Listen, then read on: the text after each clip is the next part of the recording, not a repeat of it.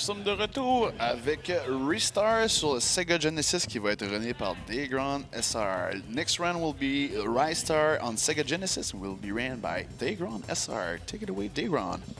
Thank you, thank you. Yes, so this Genesis title came very late into the Genesis's life cycle.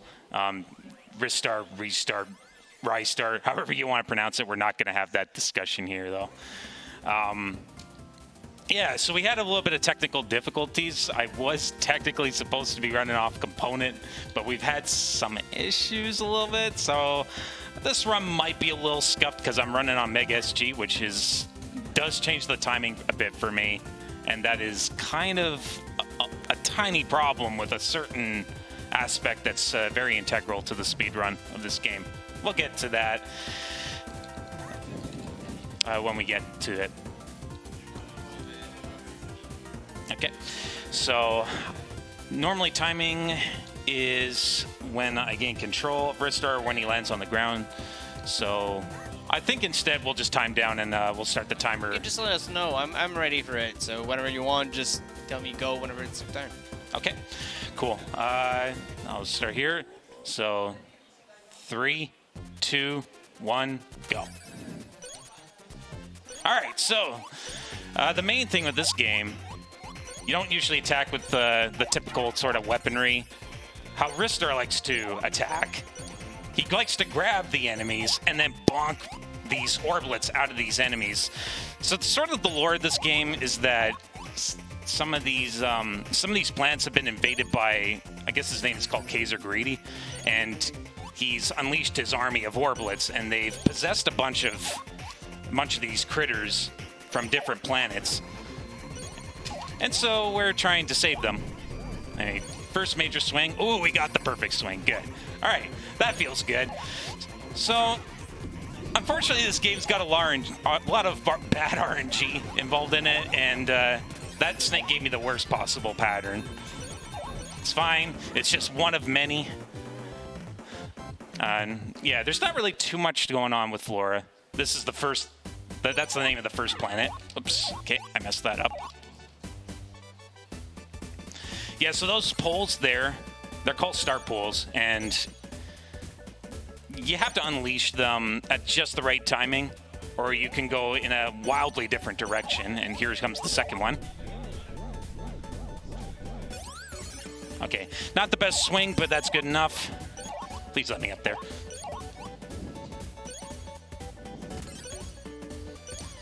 I should mention I'm running on the Japanese version of the game, which doesn't really change too much, but it does change a few things, and rather significantly at that. That climb is actually pretty tricky.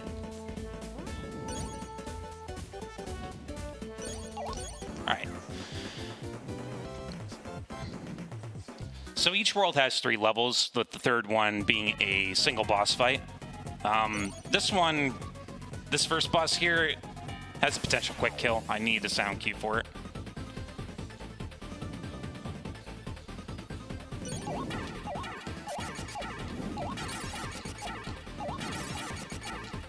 All right. Oh, I missed him. Okay.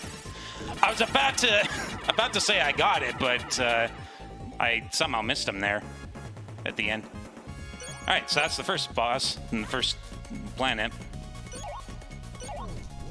Please grab the star pole.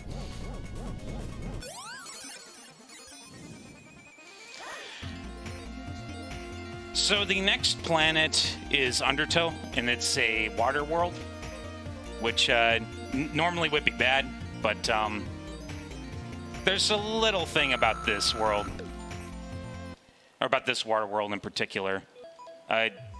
Because you are a character whose power is all within his arms, he actually swims really fast, and there's actually a lot of tight movement involved with the swimming. There's actually not really too much going on in this stage otherwise. There is a bit of a gauntlet near the end. And we're kind of just waiting on this wave cycle here.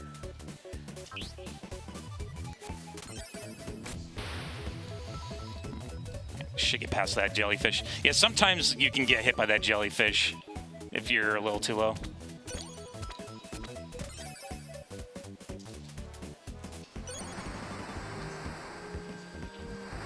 So there is a little bit of luck here where we want to have... I think I actually did that wrong. What was I saying? Yeah, so we want the third... We want the third group of enemies to spawn as far to the right as we can here, which we don't really have any control on. Okay, that's good luck, actually. And that's because after we kill these guys, the end of the level's right over here.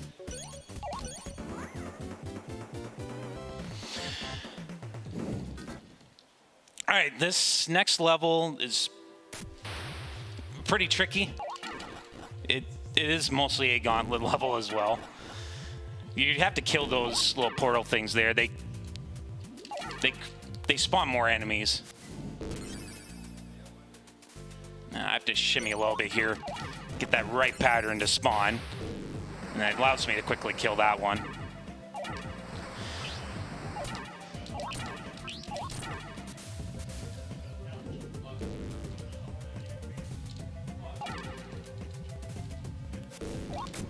Whoa, okay, I missed him.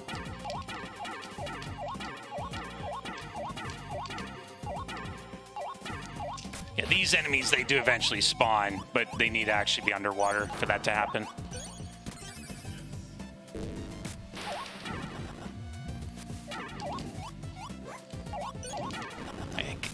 Sometimes I grab that frog by complete accident. Oh, these are different spawns than what I'm used to. Yeah, that's a hit. All right, now 50-50. Got it.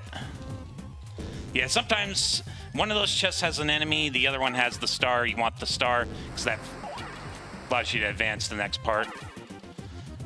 And we should have enough health to do this safely. Because usually those enemies like to retaliate and actually hit you on the second hit.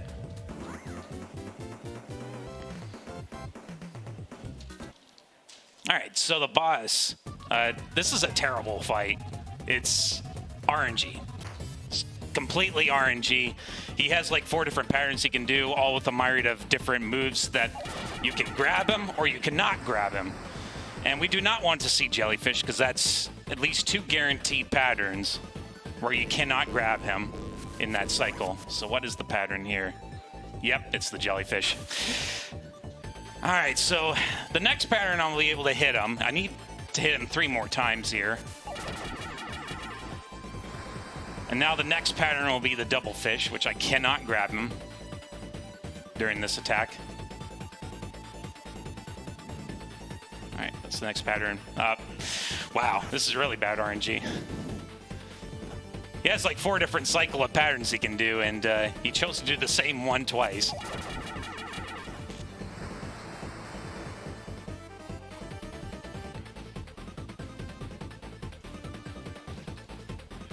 All right, come on, give me something. At least a guarantee hit. Oh, wow. Well, you get to see more Vosot. So I probably lost at least about 30-ish, 40 seconds from this fight. Oh, so I'd never change. But that's the fight. All right. Now on to what I think is probably the most technical world in the game, which would be Scorch, the fire world. Since we had really bad luck on OSAP, we're not going to gamble on the meteorite rocks. So there's a volcano in the background of this first level here that shoots down a bunch of rocks, and they can drop all sorts of different things like health and life and stuff like that. But they sometimes will drop a statue, which we need to actually take a shortcut. But instead, we're going to take this statue instead. Just was trying to avoid a hit there.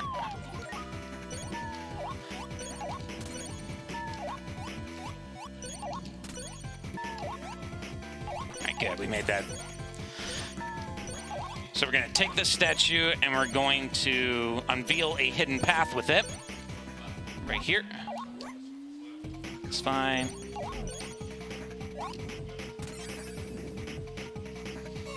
And we're at the end of the level. It's a little bit of a Simon Says thing, so I mean, we got a little bit of downtime here to start discussing the next level. Scorch 2 is probably the hardest level in the game. There's like 3 different pole swings, and as I said before, start pole swings are very, very precise to get the ideal result that I want, like go in the proper direction that I want. All right, so I should pay attention here. This does tend to be... I didn't forget the order. You can sometimes forget the order there, and if you do, you have to sit through another order. All right, so focus time here. All right, that's 1.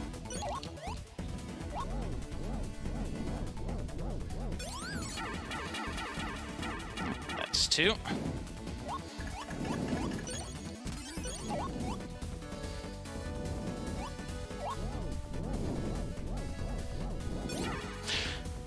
Okay, well, we messed up the 3rd one. We're just gonna have to walk it, because I can't get back up to that start pool.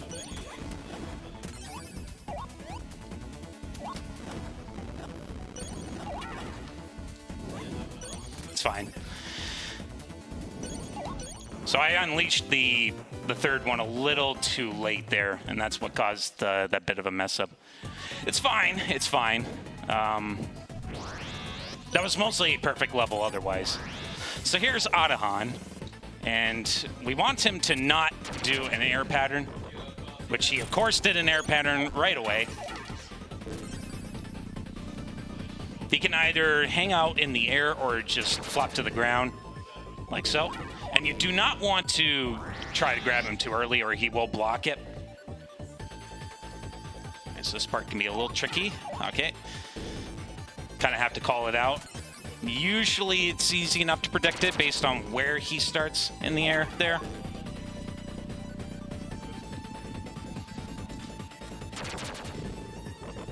Ah, 2 air patterns is not great luck.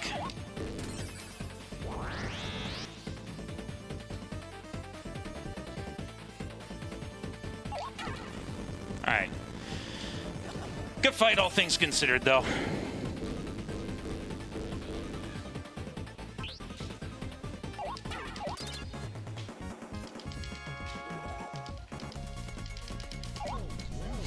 So we now move on to the music world, the 4th world, Sonata.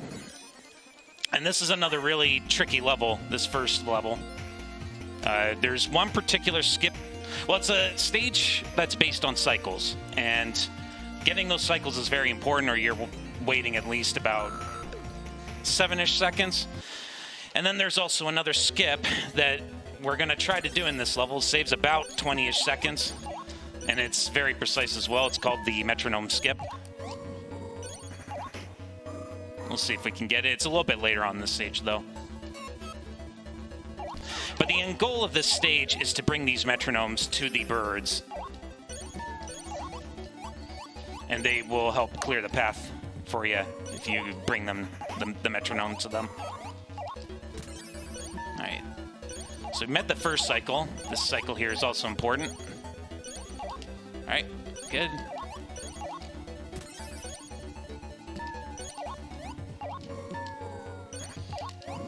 Take this health, just for safety.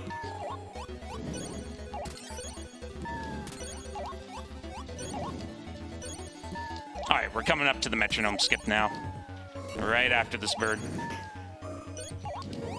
Very precise. Missed it.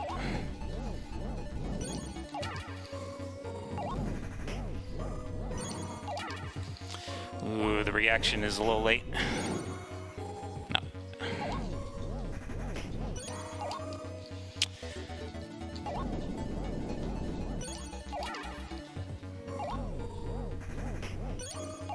Okay, there we go. Yeah.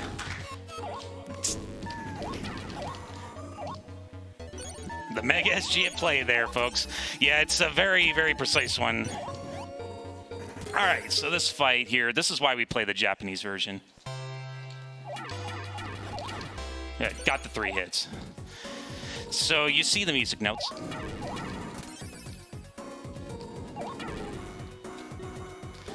They're there to indicate which ones are going to slam down. This is not a very good pattern, but it's fine. We'll get the 1 cycle. And that's the most important part. If you don't make the 1 cycle, then you have a gauntlet of enemies coming at you there. And wastes about 15 seconds.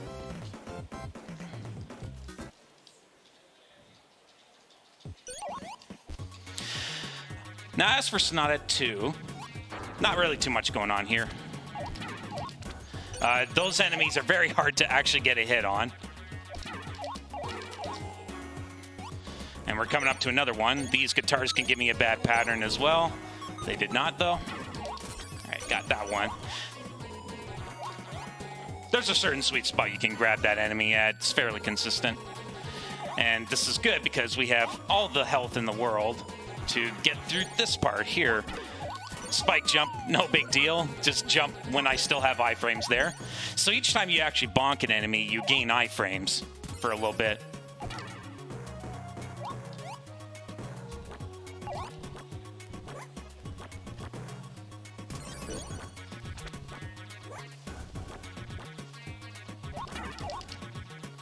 And then we're at the end of the level. So the boss, this is another luck fight. Of course, a tradition with this game. Awik can fly up in the air after being knocked off the little perch here that she's going to fly onto here. You need to hit her off the perch like 3 times and then grab her afterwards. Whoops. And you need to face your back towards the perch so that you get the recoil going towards the perch. So, yeah, just parking yourself right there is the strat. And we want Awik to not fly straight up too high where we can't actually reach her.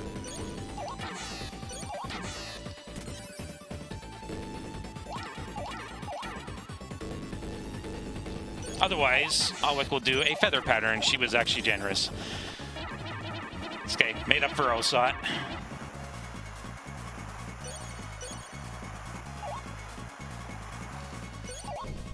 All right, so the next world is the snow level. A bit of ice physics involved there. Not really too much of a major factor, though, in the actual run, the ice physics. They aren't actually like something that's truly dangerous to deal with. In fact, they play a very small role overall. The bigger threat with this level is the fight at the end of it, which is the snowball fight. There's, I think, a 3-frame window to do a fast snowball, which will freeze the bully, which is what you're fighting against there. Or you could wait until he makes a noise and then throw a regular snowball at him. And those are your ways of actually hitting this guy. That's the bully down there, by the way. You're going to see him one last time here. He's going to carry a bomb. Nope, didn't grab him. Okay.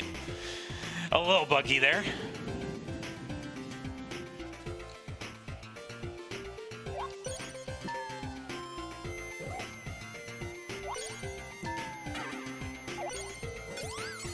Oh, okay, I missed.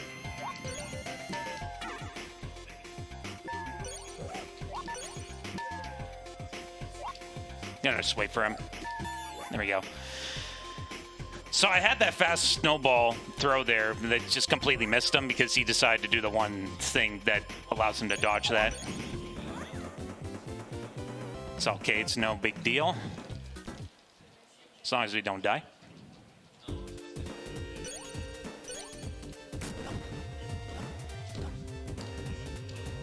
Freon 2 has a few things as well. Trying to squeeze through those ice rocks there is pretty important. You do take a hit, though, for doing that.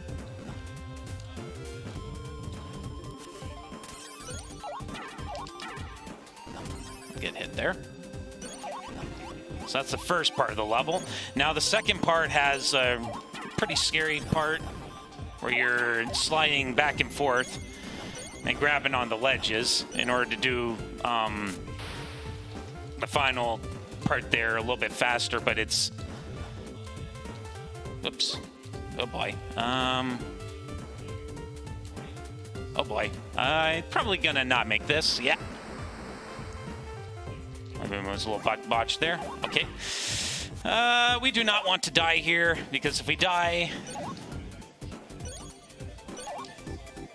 Okay, we're probably going to abandon this strat, actually. The timing is a little weird on the Megas G, so I'm just going to opt out of that strat.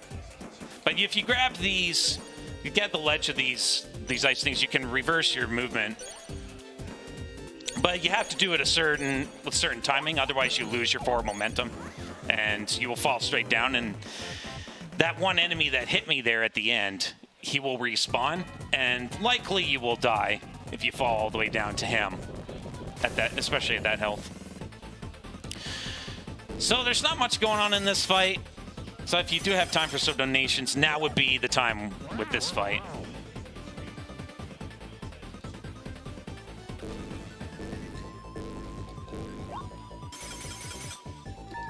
No, we have no donation for now. Okay, then that's fine. I can talk a little bit about... So this is one of the few Japanese... Oh, God. Get me away. Okay. I was strictly avoiding that suck attack he was doing. I guess if you're close enough, he'll do the throwing thing instead. So Itamor, what he does... Or what he is... This is one of the few... version differences between the Japanese and the English version. He's a cat in this version. And it's...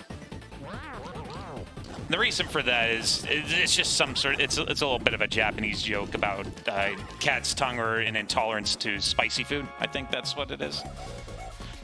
Yeah, you're just throwing spicy stuff into his mouth. That was what the... That's what the fight is supposed to be all about there. All right, so Automaton. So this game doesn't really have any glitches, but there is one single glitch, and that is in this level here, which is Automaton 1. There's a pole with spikes on one side. You can grab it from that side. Typically what happens is you take a hit to the spike when you try to do that, but you can grab it and get around it. It's definitely not intended to be done this way, and hopefully the timing is not going to mess me up too bad. Okay, we got it. Wow. That's actually not easy to do. Yeah, so you saw the spikes on that one side. That's why you're not typically supposed to be able to grab it from that side.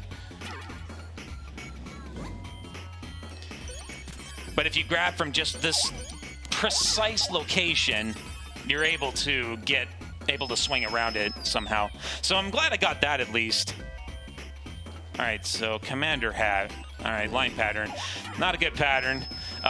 This guy, he will cycle through a bunch of phases, and this is all consistent. The only random part to him is what attack he chooses first. And he chose the line, which is probably the slowest pattern he's got. He could have done circle, or he could have done the ring, as I call it. But the randomness comes into the first one he does, because he does that one second. And that's the level.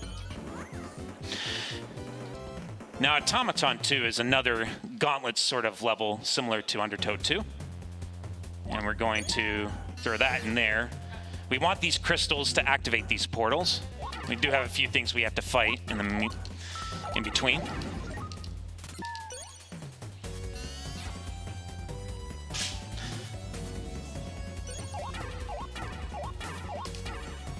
right. Good room. Yeah, some of these rooms are a little tricky, though. Bit late on that jump.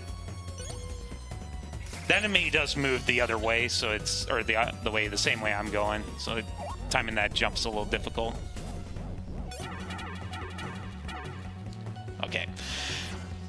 Not the best swing, but it works. All right, this guy, need to hit him. While he's taking a step forward, and there we go. This one is, I need to get this. Think I got it? Oh yeah, we got it. So you have to actually hit that platform at just the right height. Okay. We're not gonna try the swing strat there.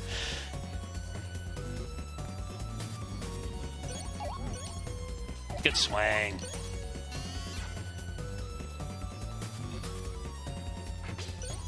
Nothing really going on in this screen here. I have to actually delay a little bit here. Otherwise, this missile will get me.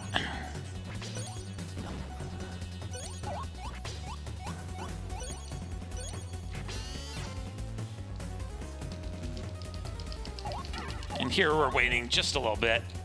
Just gonna hang out here. Eventually the crystal will spawn, then we'll throw it in this little socket here. Would this be a good time for donations?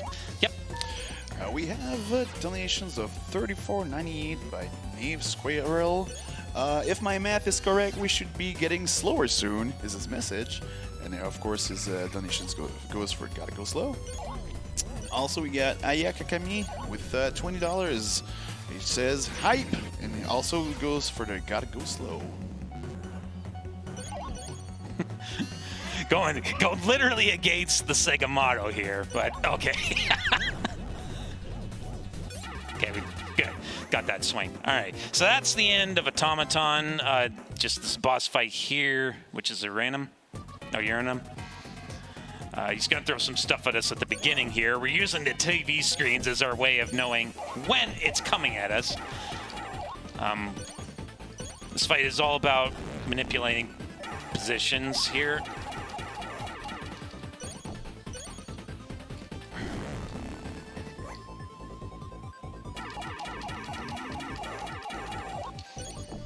All right, that's good.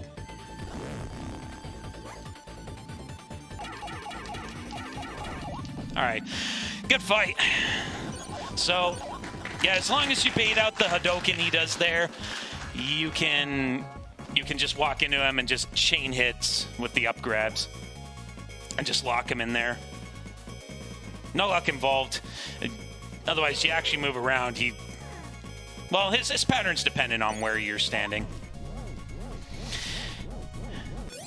All right, so we got one more world here, which isn't really a world. It's just one final little stretch and then two more boss fights. So we're almost at the end of the run.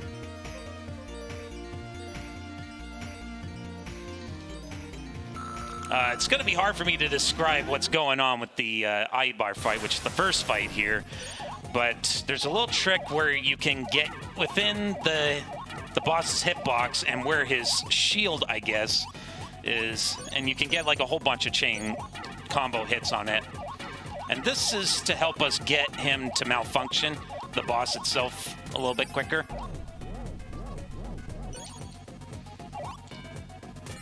Otherwise, after that, it's the Kaiser Greedy fight. And, well, if you've ever played this game casually, you know the Greedy fight. It's very, very difficult fight. All right. So I'm just going to be quiet and focus here a little bit. Good. All right, that was 4. So I want to get 3 hits on him here. 1, 2, 3, 4.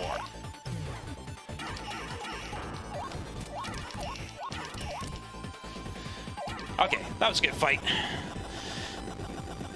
So yeah, like you saw me do some chain combo hits with that shield, and just yeah, it helps him malfunction sooner. All right. So Greedy can be a bit of a buggy fight. Sometimes I can grab him and then it won't count because sometimes games are logical like that. He has 3 phases to him. Let's see if we get through this one quickly. Oh. I'm just gonna wait. All right, this first phase done. All right, well, was not expecting that phase so quickly.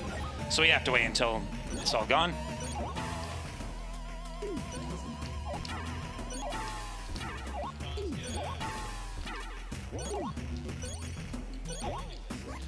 Huh, okay. Wow. Wow, really botched the second phase there. All right, now we're on to the third phase here. And time. All right, I'll take a 29. I'll take a 29, especially for running that on an XG. So our community does have a little bit of a Discord. It's not super active. It's selectively active.